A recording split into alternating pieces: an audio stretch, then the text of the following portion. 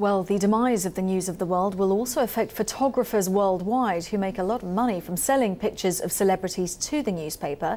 Gary Morgan is co-founder of Splash News, a news agency, and he joins us live now via Skype from Los Angeles.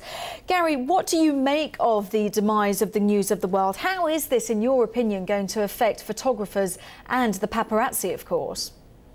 Well, the News of the World has always been one of the biggest payers, one of the fastest payers. So this is going to hit photographers in the pocket. We'll have to wait and see whether the dailies turn into 7-dayers and keep the Sunday market very vibrant.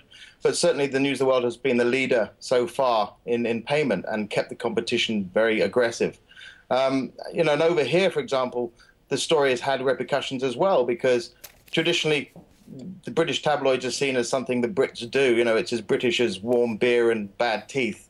And the Americans ignored the story for a while, but now they're actually all over it. And they're calling for investigations, left-wing bloggers especially, into Murdoch's American empire. And of course, Murdoch is now a US citizen as well. So the repercussions over here have followed. So it's hitting the photographers, and it will have repercussions for the tabloid industry over here, which also are one of the highest payers. So do you think, in your opinion, that this is the beginning of the end of tabloid journalism as we know it? I don't think it's the end of tabloid journalism, but what we're seeing is a shift to digital. And we're seeing that shift is less about the sort of the more scandalous stories and more about the minutiae of celebrity lives. I mean, the young kids on the web today want to know that Britney Spears had a cup of coffee at Starbucks and then bought a shirt at Gap. And there is a move away from that tabloid sensibility, but at the same time, those are big earning stories. And so they'll continue, I think, but I think we'll see them more digital, more going online. And if anything, this probably is another nail in the coffin of the print industry.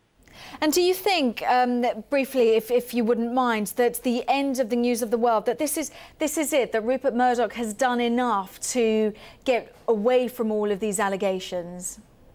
I don't think he's done enough to get away. I think there's two aspects to this. One is damage limitation. By removing the title, he removes some of the the ferocity of the investigation. But the investigation has gone on too long, and it's too far to stop. But also, it may have repercussions on his bid for Sky B. So he could have killed two birds with one stone here.